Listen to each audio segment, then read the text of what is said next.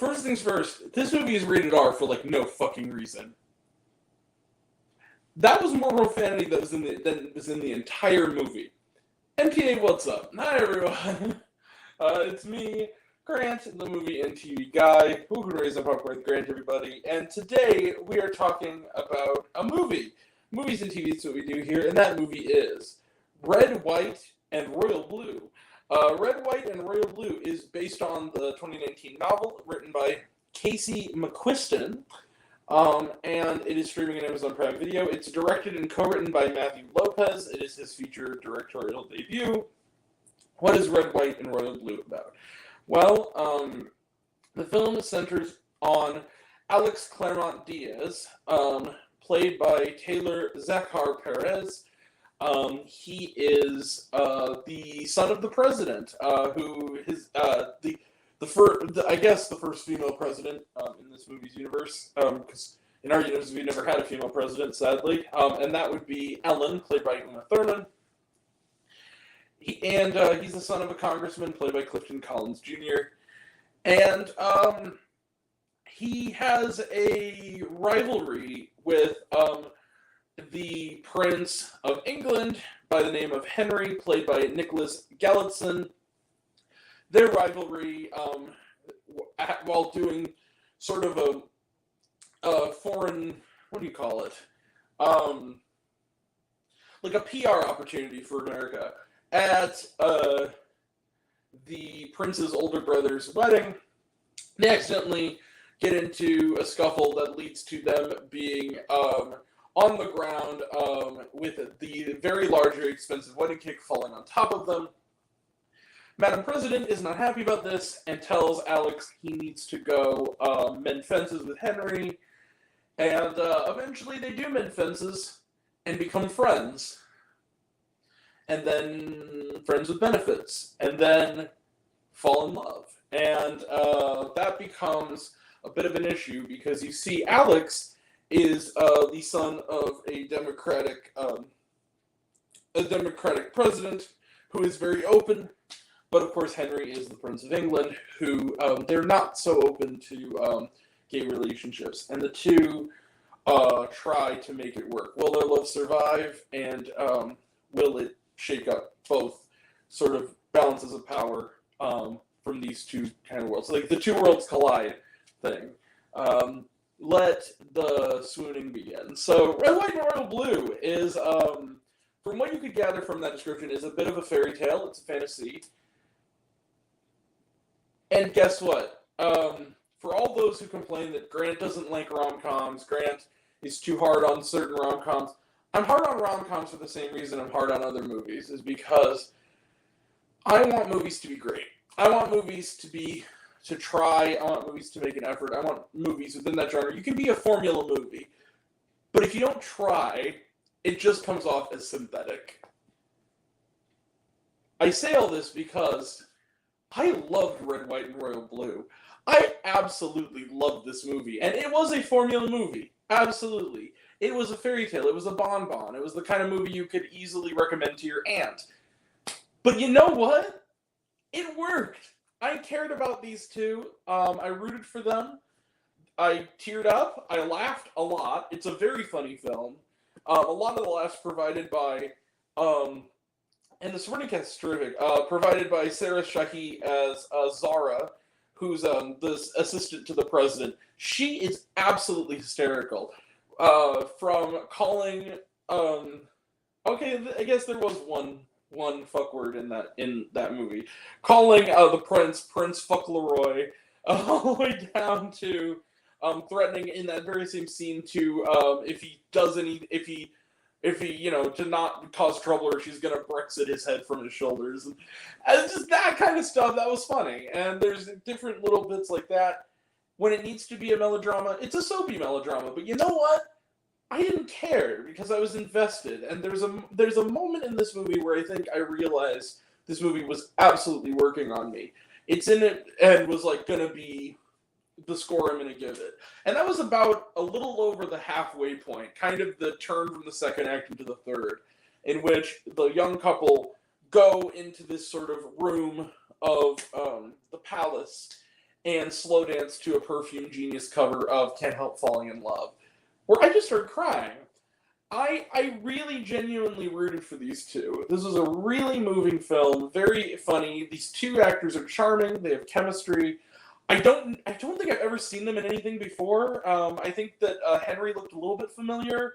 I don't know, but let me look this guy up. Oh, he was in Cinderella, the Camilla Cabello one, which I honestly didn't hate, and he was in The Craft Legacy, which I completely forgot. Oh, and he's going to be in Bottoms. Okay. Yeah, I know this guy. All right. So, and the other guy was on. Oh, he's on Minx. Okay. Yeah, okay. I know him too. I know him from that. Oh, okay. Yeah, I know that guy. All right. They did his hair up differently. He looked different. So yeah. And there's some great moments. A nice supporting cast. You got Ellie Bamber in there as Henry's supportive younger sister, who's also the princess. You got Stephen Fry making a nice cameo as the King of England. All that stuff. So really good cast here. Like I said, Uma Thurman, Clifton Collins Jr., Sarah Shahi. It's a good cast. And I really loved the romance. I loved the characters. I loved the script. I really loved the jokes. Yes, some of them are obvious. Some of the double entendres, like referring to someone's dick as Big Ben. Like, yeah, okay, I get it. But also, this movie, the sex scenes are really tame in this. Like, they're in there, but they're not, like, they are PG-13 lovemaking scenes, if I've ever seen them. There's a couple of, I guess, fucks and shits in there, and there's, like, a couple of... I really feel like this movie got an R rating because gay. For those who don't know, there is this phenomenon. What I'm talking about is... And Love, Simon, and to a certain extent, the first Downton Abbey movie kind of broke that, where that, I think, had a PG-13. I think the other one had, like, a PG or a G. That was, like, a PG. Where there was a whole thing where if two men kiss in a movie, it automatically gets an R. And that the residuals of that are still kind of going on, where a lot of gay romantic comedies are kind of, they're harder on than, you know... And it includes also just LGBTQ in general movies that are like, that's the main theme. The MPAA kind of plays favorites and kind of gives them more restrictive ratings that are undeserved because of the gay content, because a lot of them are really uber conservative white men and women working on who are you know, easily horrified, which they shouldn't be, by anything slightly homosexual in anything. And I think that's bullshit.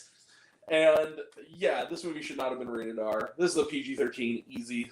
I'm sorry, I'm just gonna say it. It is. I love this movie. Please watch it. It's so good. I've never read the book. I want to read the book. I know it's like I'm aware of the book. I'm pretty sure I saw it when I was taking my trip out to Utah. I'm pretty sure I saw it in the newsstand at the airport.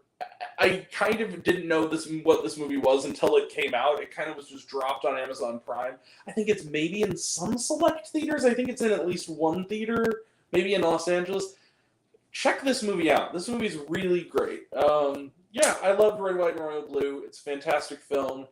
And just ignore the R rating. It's not valid this time. And I'm going to give it... Yeah, you see it. Bang. 5 out of 5 stars plus for Red, White, and Royal Blue. This is a wonderful film. I really love this film. It's produced by Greg Berlanti, mega producer Greg Berlanti, who also directed Love, Simon. So that's, and is also basically has done every CW show. So if you're into Berlanti's usual really high quality stuff, you'll love this movie. Anyway, that being said, Red, White, and Royal Blue, that's it. Let's close the book on it. Trailer trash, none. Watch on Amazon Prime. Was there shawarma? Yes, there is a scene after the credits. There's a very brief scene after the credits. It's basically like a blooper after credits, but it's quite funny. And there's also a roll call during the credits with like footage in it. But yeah, other than that, worth sticking around for. That's it. We will be back later tonight. I need to go get something to eat. I need to get some ducks in a row, get some stuff put together, and then we're going to have another review. It's rom-com. Rom-com Saturday, everybody. We're going to have a review of, Love in Taipei. I believe that's how you pronounce it. Streaming on Paramount Plus, and co-starring Ross Butler. Yeah, I like Ross Butler. And tomorrow we will have a retro review of Enter the Dragon, which is back in theaters tomorrow and Wednesday through Fathom Events for its 50th anniversary, the Bruce Lee Classic. So we'll have a retro review of that. Next week we will have reviews of Blue Beetle, Strays, possibly Old Boy. I'm really, really going to try hard to go see Old Boy in the theater. I've seen Old Boy, but I don't want to do a proper review unless I get a refresher on it and see it on the big screen. So we're going to wait and see. And then, yeah, that's all coming up. And after that, we got maybe Landscape of the Invisible Hand. If it's playing near me, I'll go see that as well because it looks really good. Yeah, that's it. We will be back. And that'll all be next time. And until next time, I'm Grant, the movie and TV guy. I see it all, and I'm happy to share it with you. I love you all. I appreciate you all. I love you, class dismissed. I love you 3000. Be kind to one another. If you like this video, give it a like if you want to. Give it a subscribe if you want to. Give it the bell. I don't know what it does. That's what you're supposed to do. Or so I've been told. Leave a comment. Even if it's, hey, Grant, I like waffles. It really helps out. If you want to find me else where reviews this and other fun stuff, you can check me out on letterboxd.com at Raisin Popcorn with Grant. Twitter, I'm at Raisin Grant. You can find me on Facebook, Raisin Popcorn with Grant. Instagram and Threads at Raisin Popcorn with Grant. Serialized, all one word, lowercase, Raisin Popcorn. Check out my podcast, Raisin Popcorn with Grant podcast on Spotify and Anchor. Some of you already have, but even if you haven't, take care of yourself. Take care of your mental health. It's incredibly important. And I want to know down below, what did you think of Red, White, and Royal Blue? Did you like the movie? Did you hate the movie? Do you think my opinion's good? Think I'm full of shit? Comment below. Let me know. And until we meet again, we were all raised on popcorn. Make mine with extra butter. Catch you guys next time. Take care, everyone.